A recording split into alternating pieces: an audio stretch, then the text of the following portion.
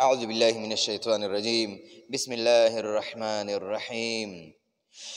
والشمس وضحاها والقمر إذا تلاها والنهار إذا جلاها والليل إذا يغشاها والسماء وما بناها والأرض وما طحاها ونفس وما سواها فألهمها فجورها وتقواها قد أفلح من زكاها وقد خاب من دساها كذبت ثمود بطغواها إذ انبعث أشقاها فقال لهم رسول الله ناقة الله وسقياها فكذبوه فعقروها فدمدم عليهم ربهم بذنبهم فسواها ولا يخاف عقباها.